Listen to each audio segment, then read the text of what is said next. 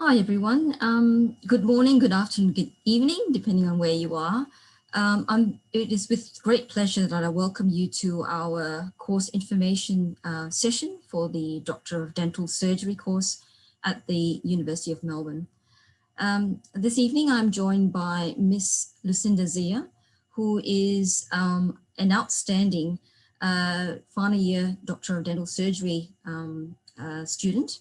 And she has performed academically and in terms of leadership very, very well. And I've asked her to join us this evening in order for her to share her experience and how to traverse our program very, very successfully. Before that, I would like to firstly acknowledge the traditional owners of our land on Wurundjeri land of the Kulin Nation. I pay my respects to their elders, both past and present, and extend a respect to Aboriginal and Torres Strait Islander Australians who have made a contribution to the university life and community. So in today's session, I will go through why I choose dentistry as a profession. And out of all the dental schools in Australia, why would you choose Melbourne Dental School at the University of Melbourne to do dentistry? I will speak briefly about what career opportunities occur after graduation. And as I mentioned before, Lucinda will share her experience as a student within the program. So I guess with dentistry, similar to other health care professions, you do need to have good communication skills, empathy, the desire to help others, good emotional IQ. I guess the difference with dentistry is that you will have the ability to use your hands on top of being able to help and restore oral health. You also have the ability to own your own practice and be your own boss. So within 2 weeks of receiving news from us that you have passed in final year, you'll be able to register with the Australian Health Practitioner Agency. And then you would be able to be registered and to start practicing dentistry. So compared with other professions where you may need to do an internship or, be working with someone and develop a portfolio, you can actually be in your own practice straight after. It's not something that we would encourage, but you certainly have the ability to be your own boss. It's certainly a profession that has flexibility in terms of hours. In normal office hours, you can choose not to have any emergency unless you're actually an oral maxillofacial surgeon or you would like to have on-call service for your practice on the weekends. Compared with other health professions also, usually treatment requires several visits. So you will have a period of time to get to know your patients. And you also have a maintenance or a recall program. So you will get to know the patients and their family and their friends extremely well, which is highly rewarding. Dentistry does require very highly skilled fine motor skills, and certainly you will develop them in the program, and you will continue to develop them and develop an interest in various disciplines of dentistry. A lot of dentistry is a sense of aesthetics. You are creating shapes, you're choosing colors for teeth. So you do have the ability to have some artistic control of treatment outcomes. And patient management. I think all of you are aware that dentistry, a lot of people have fear and anxiety. They often attend to a dental practice with pain, with concern about finances. So you have the ability to see that change within a patient, to change them from a very nervous patient to someone that is extremely comfortable in your hands. So it is highly rewarding. You also become a member of a profession compared to other degrees where there is a wide scope and perhaps you can be overwhelmed by opportunities with regards to your career direction. In the dental program, you know that you will become a member of a dental profession. And following graduation, there are a lot of opportunities to engage with members of the profession through the Royal Australasian College of Dental Surgeons, through the Australian Dental Association, the University of Melbourne alumni, and Dental Health Services Victoria, which is the public administrator for Victoria. We are located very conveniently at the edge of the city. As you know, Melbourne is a beautiful city to live in. We have been voted the most livable city for several years. And being close to the edge of the city, close to public transport, there is a lot of student-friendly city accommodation available. We are also located within the Royal Dental Hospital of Melbourne. So the Melbourne Dental School is within the hospital. And so we have access to the clinics, to patients, to staff, to nurses. So you will be spending all 4 years within the dental hospital, and also at a preclinical training laboratory called the Melbourne Oral Health Teaching and Education Centre, which is a stone's throw from the dental hospital. We are an established program. We began in the late 19th century, so we have well over 100 years of established program. It is since 2011, a graduate entry 4-year program. You will require equivalent of 2nd year physio, biochemistry and anatomy as a selection criteria for the course. We accept approximately 100 odd students into 1st year. So the course in 1st year is a lot of didactic, a lot of preclinical. So the benefit of the graduate program, as opposed to a Bachelor of Dental Science program that we used to have, is the fact that you are starting to cut plastic teeth literally within a few months of starting 1st year. So you have a good idea of what it is going to be a dentist very early on to shape your decision. We also have very experienced teaching staff. So alongside the Doctor of Dental Surgery program, we have a Doctor of Clinical Dentistry, which is a specialist in training program. So we have access to specialist staff like myself. We also have private general practitioners and private specialists from the city and around metropolitan who come in to commit their time to mentoring and contributing to our teaching program. And so we're very, very fortunate. Also, Royal Dental Hospital is the largest public clinic within Victoria and houses the only public specialist clinics within Victoria. So we get a lot of referrals from Victoria into the hospital, and we're able to divert patients into the student clinic, whether it be the preparation for practice or the specialist in training program. So we're very, very fortunate that way. So the Melbourne Oral Health Teaching and Education Centre, or MOTEC as we call it, is a state-of-the-art 49-chair preclinical that allows you to have the preclinical education to get you competent and confident before you enter the clinic. We do start clinical experience in 2nd year, and this is where we are quite unique. Not all dental schools will start you in the clinics from the 2nd year out of a 4-year program. As you progress in 3rd year and 4th year, your clinical experience and engagement increases, and in 4th year, you are completely in the clinic for the teaching weeks. So the clinical experience that we provide you from 2nd year is mainly at Royal Dental Hospital of Melbourne. And then following that, in final year, you will have experience in metropolitan clinics, in rural experience in Shepparton and in Morwee. And you will also receive a private practice experience. And this is where we are also unique, and certainly a positive a plus when you are actually seeking employment following graduation. You receive experience in obtaining financial consent, which is quite different and really important in being a dental practitioner. And that occurs in Melbourne Dental Clinic, which is a stone's throw from the dental hospital and located within MOTEC. So what are your graduate outcomes, and what are your opportunities in your career?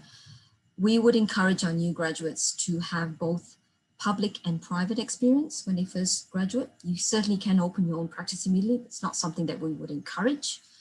Our degree is recognized in all of Australia, New Zealand, and also in Canada. So you need to sit one additional Canadian Dental Board exam, but otherwise you can actually practice in all of those countries. You can choose to have a career in public health and advocate for that, and be embedded within politics. You can choose to have a career in research and academia, which is what we do at the Melbourne Dental School as academic staff, or a combination. So as I mentioned before, we have a lot of private practitioners that come and contribute to the school and have a little bit of teaching commitment within their week. So just some information about the applications and useful links that you will have, and it's available to you. And I would like to thank you for your attention. I'd like to introduce you to Lucinda, who will share her experience as a student in the DDS program. Thank you. Thank you, Dr. Wong. So again, my name's Lucinda, and I'm in my final year of the DDS program. So a little bit about me. I grew up in rural New South Wales, one of the last local council areas in Australia without water fluoridation, which when you get into dental school, you'll realise is a pretty big deal. I remember my childhood dentist telling me what a big impact providing water fluoridation to that community could have, and it really sparked an interest in me for oral health education. So I was really lucky though that I actually enjoyed going to the dentist when I was young, and my dentist really encouraged me to investigate what it might take to become a dentist myself. So I took a gap year after I finished high school, and then moved to Melbourne and did my undergraduate degree at Melbourne University. I graduated in 2017 with a Bachelor of Science and a major in physiology. In my second year of undergrad, I was actually lucky enough to start working at a private clinic, and I really fell in love with the dental profession there. I discovered that dentistry is a really amazing mix of different things. You've got science, medicine, art, engineering, psychology, just as a few examples.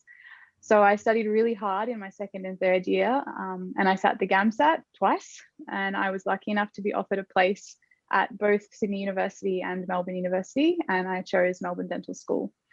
I think one of the main reasons that people do have a preference for Melbourne Dental School, as Dr. Wong touched on earlier, is the clinical exposure. So in the DDS program, you actually start seeing patients at the beginning of your second year, and your clinical exposure just increases exponentially from there.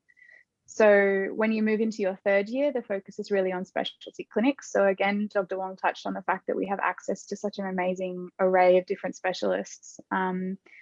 And so in third year, roughly half of your contact time is clinical work, and the supervision is by specialists. So people who have done or are in the process of doing additional degrees to just focus on one aspect of dentistry. And that could be root canal treatments or gum disease or prosthodontic work like crowns and bridges. So in my final year, and I've been really lucky over the last 3 and a bit years to be really heavily involved in representing my cohort to the school as a class representative. So leadership and student representation has been a big personal focus of mine, but several of my friends have been focused more on the sort of social aspect of things as members of the executive committee for the Melbourne Dental Students Society, which represents all of the dental students to the school and to the university. And they do a really wonderful job of regularly organising social events, along with like Q&A sessions on different experienced dentists on different topics. So there's really lots of different things from the social side to become involved with if that's what you want to do. What is it really like to be a dental student? It's a big question to answer. Last year was pretty tough, but we were able to make up some of our clinical experience earlier this year, and 1 week from February really stood out to me. It was a week where I finished my first root canal, I placed my first sutures, I inserted my first crown, And to top off that week, I had a pediatric patient, a 13-year-old girl who I did a filling for in front of one of her front teeth. And she said to me at the end of the appointment, when I handed her the mirror, "I can finally smile in my school photos now." And to me, that just rounded out what was already an incredible week, but really reinforced just what a wonderful profession dentistry is and how much of a big impact you can have on someone's life. So now in my final year, we're essentially just basically working full time with patients, fully supervised by dentists, but we are Monday to Friday, 9 to 5. So we have 9 4-week rotations this year, either at community clinics or at the dental hospital or at the Melbourne Dental Clinic. So yeah, the dental school has really great relationships with the DHSV, which is Dental Health Services Victoria. And that means that our placements are not just in metropolitan Melbourne, but also rural Victoria. And they're some of the best experiences that the students that I've spoken to previously have had. I'm going in July to Shepparton for 4 weeks, and I'm really, really excited. One of the biggest concerns that I had before I started dental school was, how hard is it going to be? And I've learned through my own experience and through talking with friends that that's, again, another difficult question to answer, because it's going to be different for everyone. People are going to find different things difficult. Personally, I struggled with the didactic learning in first and second year. They were the hardest 2 years for me. You're attending a lot of lectures, you're constantly taking in new information, and then trying to apply that information to more simulated experiences. But now that I've moved into fourth year, I found third and fourth year much easier. It's really, really enjoyable. You're applying the knowledge that you've gained and using your hands to really make a difference to someone's life. One of the things I definitely wasn't prepared for is how physically demanding dentistry is. But I think that just means that you really have to put some time aside to look after yourself, which is actually really a good thing. So finding a physical activity or a hobby that you really love that gets you up and moving and keeps you fit and healthy. And what's the time commitment like? That's also a really good question. Every year is different because the focus is different. First year is about 30-ish contact hours a week. And then on average, on top of that, I was probably doing 10 to 20 hours of self-guided study. And that does increase a lot around tests and exam time. But as the years go on, you've got less new content, but you've got a lot more revision to do, because they will tell you when you start that every piece of information they give you is important, and that could not be more true. It's just finding out the specific situation that that piece of information is relevant for. So dental school is probably the hardest thing I've ever done, and I'm continuing to do, but it's definitely been the most rewarding. I really love dentistry. I love seeing, treating and building relationships with patients, and I really love helping people. I think the Melbourne Dental School has really allowed me to create some wonderful professional relationships as well, from a really wide variety of different people. And I think that that's going to be a really valuable resource to me for the rest of my career. So I hope that I've given you a little bit of an insight into what it's like to be a dental student, but if you have any more questions, please let us know. Thank you, Lucinda. I might actually go through the the questions now. So I have a question about, can you become a dentist without perfect aligned white teeth? Absolutely, that is a great question. We certainly have quite a few students receiving orthodontic work though as a student, and some have had even orthodontic surgery. So for your homework, you have to find out what orthodontic surgery is. But yes, it's absolutely. And I think, I don't know about you, Lucinda, but certainly in my first few years as a dental student, you become a lot more aware about toothbrushing and diet and importance of saliva, actually. So yes, you certainly get educated very quickly. The next question is from Pooja, currently studying Bachelor of Oral Health Science from Charles Sturt. I was wondering if OHT can be helpful in order to apply for Doctor of Dental Surgery. What do I have to do to apply? So thanks for your question, Pooja. Absolutely. We do have the prerequisites of having a second year biochemistry, physiology, and anatomy still at the moment. So it would depend on whether you have that under your belt. The advantage you would have is your hand skills and basically your understanding of cardiology and dental materials and procedures and patient management. So absolutely. Even in my time, which is a long time ago, we did have OHDs transferring into dentistry, and some of them have actually become specialists. So it's certainly not a new, unique pathway. So I would absolutely encourage you. Okay, can you explain the application process? I might leave that to my more capable colleagues in answering that. Why dentistry instead of medicine? That is an absolute winner. I think, Lucinda, could you tell us whether you considered medicine? My mum really wanted me to do medicine, actually. I think for me, though, dentistry was a no-brainer because I really love working with my hands. That was a really big deal for me. Creating something physical was a big deal. The other thing, I think the big difference between medicine and dentistry from my perspective is that when a patient leaves your room, often there is, like I say, a physical representation of the work that you have done. So those are probably, the two big things that stand out for me as a difference. And probably relationships as well. I know, in the past, you would have one general doctor that you would see, your whole life. But these days, I think medicine is a much more transient profession, whereas dentistry, people still tend to just stick to one dentist and go and see them, routinely every 6 months. And you are able to build that relationship with them, as opposed to medicine, which I think is a bit more transient. I'm not sure if Dr. Wong agrees. No, I completely agree. I think the relationship building is where it's very unique. And I think a lot of people who are considering dentistry also consider vet for the same reason that you can actually use your hands. It's a very, very procedural, manual type of profession, and yet with the ability to restore health. So I think it's a fabulous opportunity, and also I suppose the regular hours. Certainly in terms of dental materials, innovation, technology, there is a huge amount of change even in my career. It makes it very rewarding. It makes your work very, very pleasant, and it keeps you challenged all the time. So I think, I'm having a wonderful career. Next question is, can you elaborate on the process of becoming an orthodontist? Great question also. So I mentioned before that we have the Doctor of Clinical Dentistry course, which is a 3-year full-time course. And it is a specialist in training. So you need to have a degree, an undergraduate degree, or a Doctor of Dental Surgery equivalent degree.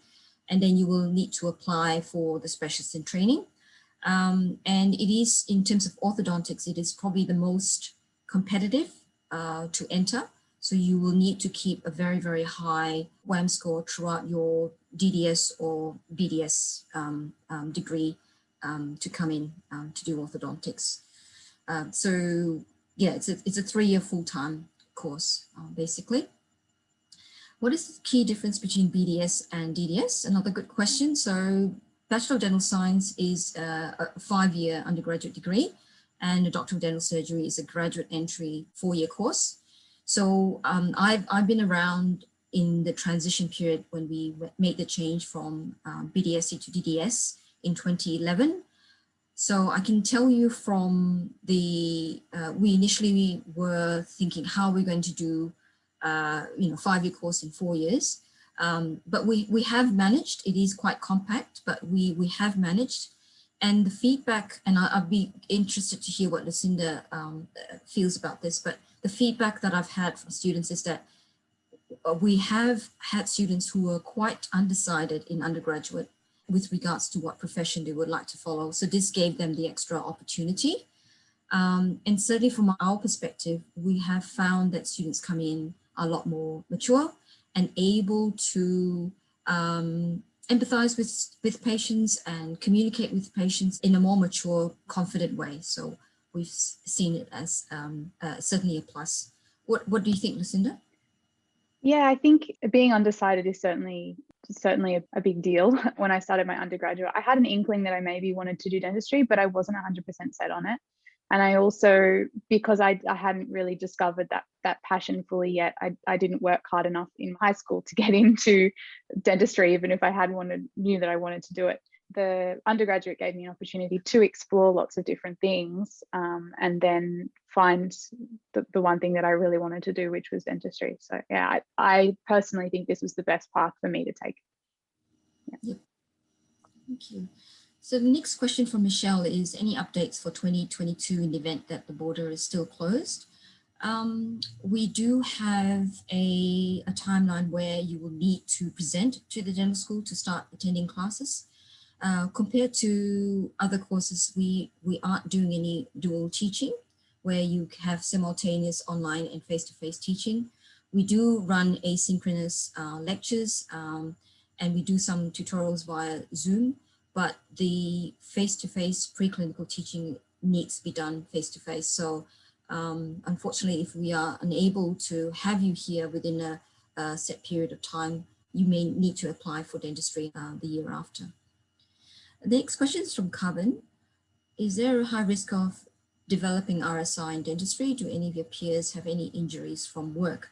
So we would hope that there is an element of training in ergonomics, and we are correcting and directing students from the preclinicals. It's certainly like learning an instrument or a sport. You don't want to develop bad habits at the start and just maintain it and just to continually remind yourself.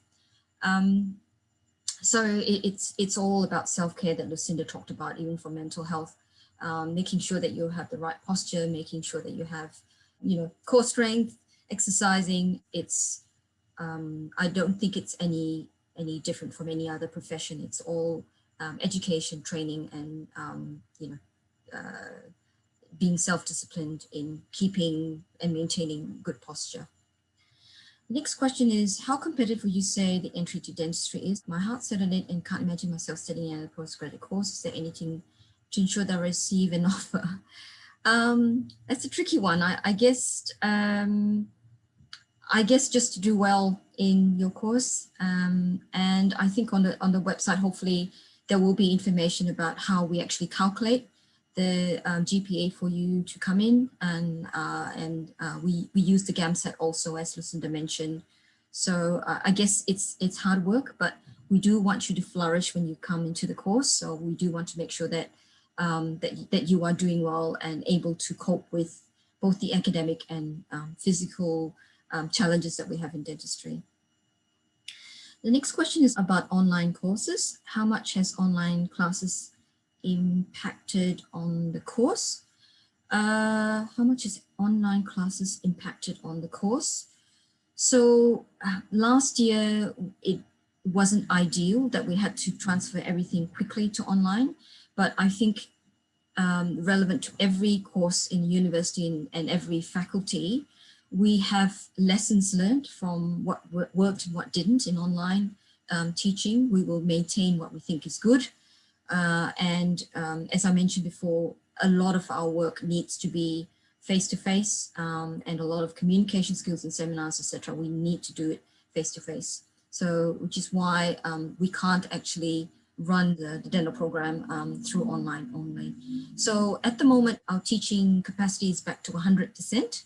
Within the hospital, there are still some restrictions. We wear a mask within the hospital, and we try to keep the 1.5 meter distancing. But other than that, the teaching capacity is back to 100%. So in terms of the international students outside Australia, if there is a chance that you won't be back, you won't be able to attend, you've been given an offer and you can't actually be in Melbourne by a certain date, my recommendation and advice is for you to apply the following year. I do not know what the situation will be in 2022. So Lucinda, would you like, the next question is about any study tips or time management for studying when they've got a large amount of material presented in dental school? Yeah, so I was actually thinking about this last night. I know when I was in my first year, my study technique was very inefficient. Um, One of the things about dentistry is that everything that you learn is actually connected to everything else. So obviously when you're being presented with material, it has to be broken up and structured in a certain way so that it can be presented as a subject, but everything relates to everything else. So if you're learning about anatomy, you're actually, the reason you're learning about anatomy, one of the reasons you're learning about anatomy is because you're going to be giving, say, local anesthetic at some point. So to try and think about it as clinically relevant as possible, and also try to think about it as, rather than individual topics, to think about it as one broad, one huge subject, which can make it feel a little overwhelming and daunting. But connecting those different bits of information to each other makes your life a lot easier when you come to actually trying to apply them. And as a patient sitting in front of you, and you've got, they've got 15 different things going on, and rather than sort of thinking back to each individual subject that you've studied, you've got one sort of broad base of knowledge to come from. For me though, when I was studying, well, I'm still studying, when I was learning initially all my sort of didactic information, it was just repetition. So I would go to a lecture, and then in a sort of week or two after that, I would rewrite my lecture notes from the notes that I'd taken in the lecture and create a sort of study document for that topic. And then when it came to sitting the exam, I'd be reading that and taking sort of more summarized notes. And it was just repetition, but my memory is also not the best. So yeah, study tips, repetition. Unfortunately, there's no trick to it. I think if there would be the answer of the evening, I think that is, you've hit it right on the head, Lucinda. I think the main difference or the main challenge that we encounter as the teaching staff is that when students come in to the first year and you've got this Bachelor of Biomed or Science or high school experience of being able to compartmentalize your studying and being told that you're going to be examined on this block, that will not occur in dentistry. Exactly what Lucinda is saying, a patient can come in with anything. And so you need to have that all connected and, available and be able to apply it. So when students ask us, what do we need to study for the exam? We get a little bit narky. So, so we would like you to learn, and we always say everything, which is not very helpful to you, but really it is, you need to actually keep building up and not consider it to be a block that you can then put aside. It really does build up to you. Everything builds on top of, the base information that you learn in first year just gets built upon and built upon. And so it's really important that every piece of information that you're given is internalized, I guess. Yes. Lucinda, you've got another question about when did you know you wanted to do dentistry? I think I always had an inkling that it was something that I was interested in doing. But like I mentioned before, when I was in my second year of my undergraduate degree, I got a job as a dental assistant. And I started to really see what it would be like day to day to be a dentist. And that's when I decided, and I really had my heart set on it. And it was just, I don't think it was really like one moment in time, but it was over the course of my second year of my undergraduate where I kind of went from being like, oh, this is something that I might be interested in doing, to, oh, this is definitely what I want to do. I've got my heart set on it now. There's no other sort of career for me. So the next question is about hands shaking when nervous. So I wouldn't discard it as a possibility, and I think we all get nervous. Certainly, speaking personally, I was a very, very quiet person when I first did dentistry, and when you realize that you have to talk to patients to find out and make a diagnosis and build rapport, you develop those skills. I still consider myself a quiet person, but I don't think I'm quiet when I'm chairside and treating patients, etc. So I certainly think this is something that can be overcome. If you said that you have a visual disorder, if you couldn't speak, it would be technically difficult. If you had a disability where you can't actually hold a handpiece for very long or sit in a place for very long, that would be tricky. But if you would like to contact the school or contact me, if you have more details, if you would like to share in question, then I'm happy to communicate with you directly. So the next question is quite interesting. Apparently dentistry is not socially satisfying as other jobs for a social individual. Is that true? So the question is someone who's very, very bubbly, so very, very communicative, and feeling perhaps a little bit exasperated that you can't communicate with the patient perhaps. Lucinda, what are your thoughts about this? I disagree with that. I think that just because you are constantly talking to people, I mean, I think you can be a dentist without this the skill or attribute. I think you can still be an excellent dentist, but I think one of the things that makes a great dentist is being sociable and being able to communicate with your patients, because that is what your patients will really appreciate. And all of the dentists that I've seen working over the last sort of almost 5 years that I've been working in the dental industry, the best ones have been the ones who are really bubbly and outgoing and able to talk to their patients, and are social. So, and I think that a lot of them get a lot of social satisfaction from talking to their patients as well. So yeah, I think it's a great job for someone who's social. Every patient has a story, don't they, Lucinda? Yes, definitely. So the next question is about the 3-year specialty training, which is the DCD. So how beneficial it is, it's basically a decision on becoming a specialist. So whether you be a gum specialist, root canal specialist, or I think we have 6 or 7 different types being offered at school. It's a decision. So it's like a medical deciding to be a cardiothoracic surgeon or to focus on pediatrics. It's that decision.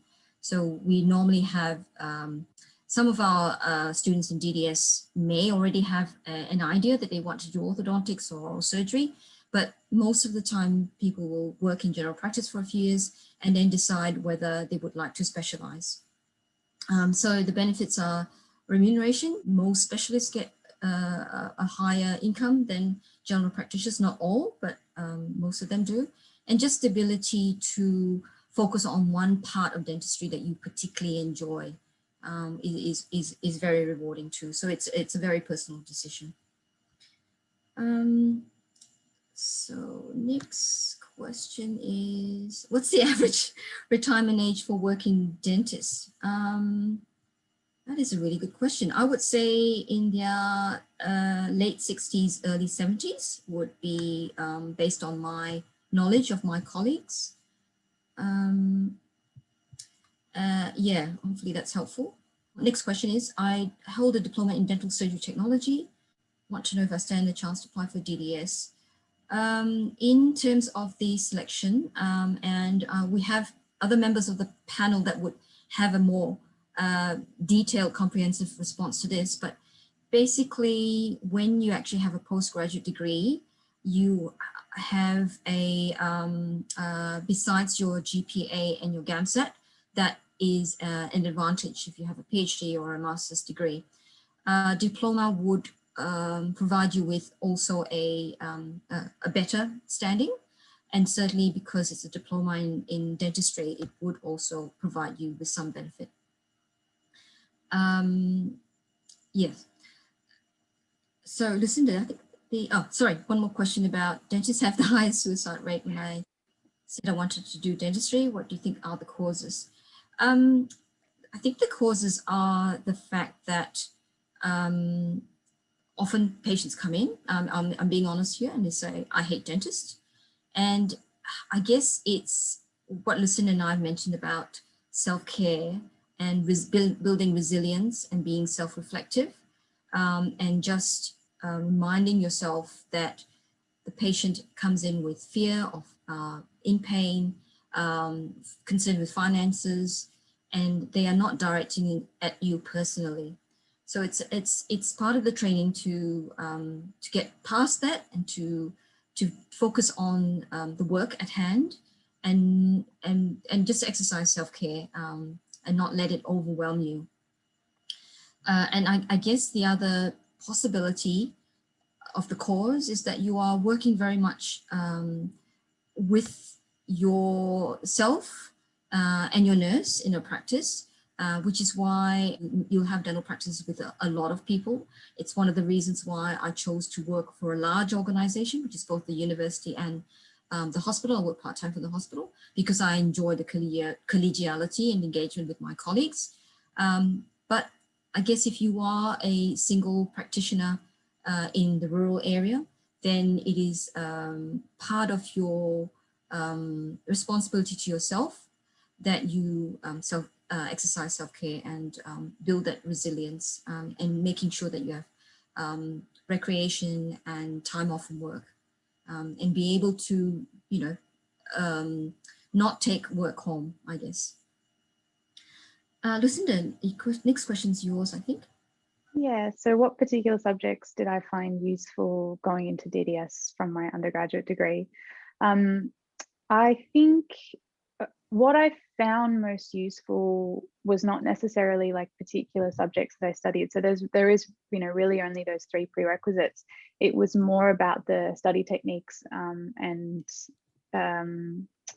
habits that I developed in my undergraduate degree. In my first year, I did biochem and physics, I think like most science students at Melbourne. And then moving into second year, I did focus more on anatomy and physiology.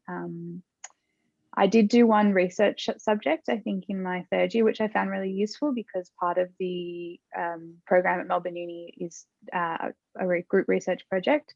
And so that was quite useful. But yeah, I think it is mostly just study habits and skills that I developed through being an undergraduate student rather than specific topics. So the next one's more of a comment about every test has their own standard. Would it be unfair if you just simply convert the score to a percentage? I'm not really sure I understand the question. If you're talking about the assessments, I guess we have summative and formative. So formative is where you're provided with feedback on a performance, but it's not summative. It doesn't actually contribute to your final GPA or your WAM. But we do have didactic teaching. We do have written exams where you will actually get a percentage. I'm not sure whether I answered your question. I apologize if I haven't. Next question is, does it mean that after a 4-year program, we can start to work as a dentist in private clinics or in hospital? Yes, it does. What is the difference between working in a hospital as a dentist compared to in the clinics? So there is basically scope of practice within public service. I guess in terms of what the expectations and priorities in a public service, it may be more of taking patients out of pain. In Victoria, we are only meeting the needs of about 20-25% of people who are actually eligible for public health care. So it's understandable that DHSV would have priorities in trying to see as many patients and provide oral health care and taking them out of pain. In private practice, you would have the ability to provide perhaps more elective options, which are more complex restorative and certainly more potentially more costly type of dentistry options, treatment options. So Romina, how many international students? So I've answered that previously. It's just under 40% of our intake are international students. And then we have Commonwealth supported students, and then we have domestic fee-paying students also. Does working as a dental assistant increase our chance to get into DS? No, unfortunately, we don't look into that. Can we get a conditional offer if we want to sit on September GAMSAT and we don't get an offer with our March result? I'm going to leave that to other members of the panel to answer that question. Next question, a little more on rural pathways. Are there rural dental school campuses? Are they bonded places? No. Do rural students get boosts for applying? Yes, absolutely. I got a rural boost. Yeah, absolutely. Yeah.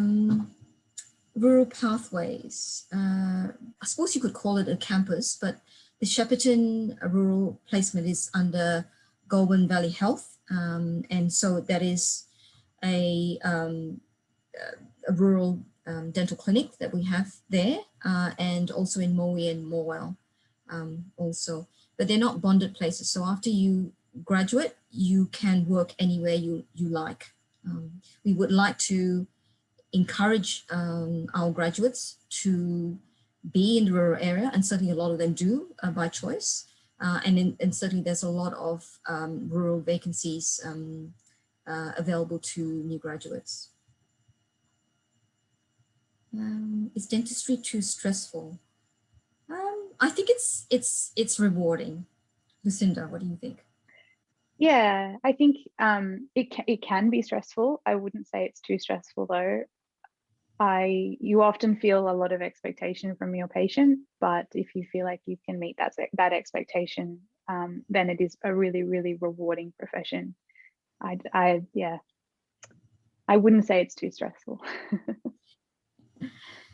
The next question is also for you, Lucinda. So my job as a dental assistant, I actually just by coincidence knew someone who was opening a dental clinic, and they needed a Saturday receptionist, and I applied for the job and I received the job, and I was lucky enough to receive training to become a dental assistant through that position, and that job I think has been a really, really wonderful additional experience on top of dental school. If you have the opportunity and you are studying dentistry, I would suggest it. It is additional time that you have to take away from your other, commitments, your social life, relationships, etc. But it's additional clinical exposure, which is really useful. Thanks, Lucinda. So the next question about the GAMSAT results, I'll also leave to other members of the panel to answer that behind what you can see. Jane has asked, is it possible to get accepted for graduate entry if your undergraduate studies finished in 2010 overseas, working as a dental nurse? Yes, I believe your degree needs to be your prerequisites need to be in the last 8 years of completing it. So I think so. So definitely, if you have the second year biochem physiology and anatomy and apply with your GPA and your GAMSAT, I certainly don't see why you wouldn't be able to apply for a spot. Regarding the social question, is there a lot of social interaction with other workers to enhance? I think I would say yes. Yeah. I think your relationship with your dental nurse is really important, your dental assistant. That can really, I think, make or break an experience for a patient. So yeah, I would say definitely you should have a really good relationship with your receptionist, your nurse, the other dentists that you work with.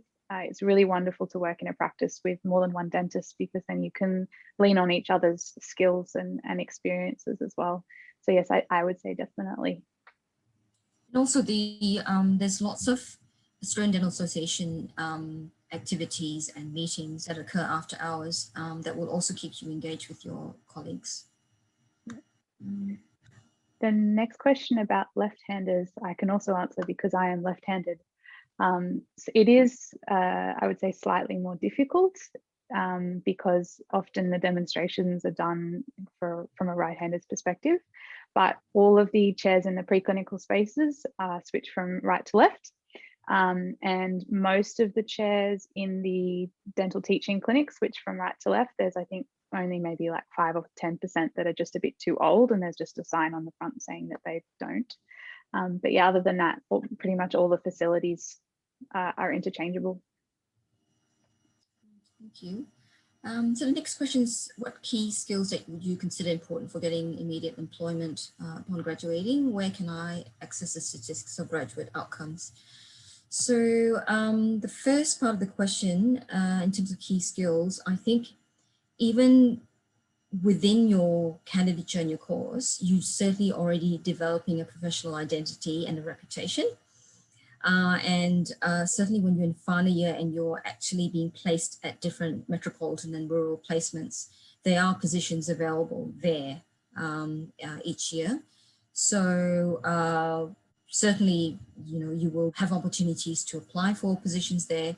And I think at the end of the day, ADA, the Dental Association, also assists new graduates with employment. The key skills, I guess, is communication and professionalism, because most of the time the academic outcomes are not known by your potential employee at the time that you apply for the job. So it's how you communicate and how you portray yourself. In final year, we have opportunities through the MDSS and through the school to talk about CVs, writing a CV, and tips for interviews. So we do provide some assistance for that also. So the average income of general dentist. I think what I've heard over quite a few years is that dental graduates have about the second highest income in the first year. I know that some rural positions for new graduates are a six-figure salary. It really depends on what you would like to focus on. I mean, some of you may want to stay within the metropolitan area.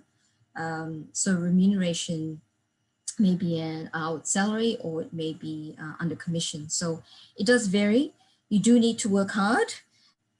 I guess in the first few years, the emphasis will be to develop your skills and to have an understanding of how a practice runs. But yeah, it is relatively high.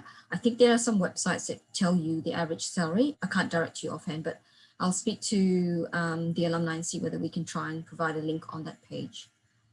There is a research component in the degree, which starts in second year now, and it is completed in third year.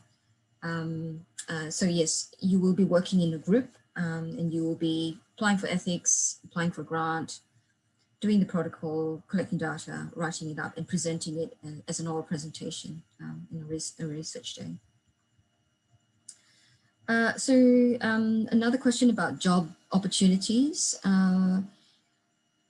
So this is what I've heard also, but I can tell you that, as I mentioned before in my talk, a lot of our final year students last year in the environment of post-COVID already had employment offers even before sitting their last assessment. So, and as I said, over the last few weeks, I still have people contacting me with opportunities and asking me to contact new graduates regarding these opportunities. So yeah, I think I still feel there are opportunities there. And I know that private practices in Melbourne are actually extremely busy, certainly with the catch up. And I think people are keen on getting their healthcare, in case we have another lockdown. So they are putting priorities on their health. So the private practices, based on what I've heard from my colleagues, are very busy at the moment. Okay, I'll try and finish as many questions, but we are running out of time and getting close to the end. So Lucinda, would you like to comment on the next question? So I did science at Melbourne. I didn't do biomed. From my understanding, biomed was probably a little more difficult than science. I know it's a little more competitive because most of the students wanted to move on to do medicine. Relative to a degree, it is more difficult, but it's also very different. It's kind of comparing apples to oranges to some degree, because I almost felt as though my undergraduate degree was just like a stepping stone, or a kind of something that I had to complete to move on to my next stage. Yeah, difficulty wise, it is more difficult. I couldn't really put a percentage on it, I'm afraid. Thanks, Lucinda. I'll probably take another 3 questions, and then any further questions, if you could send us an email. So is it common for dentists to work with each other to reduce depression? If not, is there a way to increase my chances of working with other workers? Yeah, look, there is really a lot of options there for you, and it is a choice that you need to make and be comfortable with. But certainly most practices have more than one practitioner working there. Certainly if it's a busy, successful practice, the principal will need to actually get an assistant to help them cope with the patient list. So absolutely, it is common. I guess as a new graduate, you would need to ensure that you are attached to a practice that is of a high standard and with good outcomes and good standards in dentistry. I think that would be more important. Next question is about parents wanting you to study MD instead of DDS. How should I convince them that DDS is as rewarding as MD? I think you should invite your parents to our open day and just let them have a look themselves at the facilities that we have and to talk to teaching staff and our students. I think might be better coming from outside rather than coming from you. I say being a mother of two girls. So our next question is, do DDS have any internship period after graduation? So no, there is no internship. We have a mentoring program that continues, that has been established, but we don't need to be an intern and engaged in a particular hospital position in order to progress in your career. You can go straight to private practice. Are patients typically wary or reluctant to receive care from dental students rather than fully practicing dentists? So I'll answer this and then perhaps get Lucinda to comment also. So within the dental hospital, we have a very, very long established culture of public patients receiving care from the student clinics. We have a patient feedback system, and I can say unequivocally that student clinics receive a lot of compliments from patients, and patients have to be aware and give consent to be seen by a student. And we have on some of our wait lists several hundred patients waiting for treatment by students, and certainly in Shepparton in the rural areas. Also, there are some patients that would prefer to be seen by and choose and elect to be seen by students. Lucinda? I actually think that a lot of the time patients are just really grateful to be seen by students. One of the things that the feedback that we often get is that we are very, very thorough, particularly in comparison to private dentists who are often running on a strict time schedule. So having the opportunity to sit down with someone and the appointments do take longer. Some of when you're in second year and third year, your appointment times are up to 3 hours. But a lot of patients actually really appreciate having that time to be able to explain their situation to you and have you build a relationship with them and build rapport. So I would actually say sometimes there is some hesitancy, but a lot of the time the opposite is true. They really love being seen by a student. Thank you, Lucinda. We might end it on that note. There are a few questions that we haven't answered, but please feel free to email us, and we will provide further information on the website to some of the questions.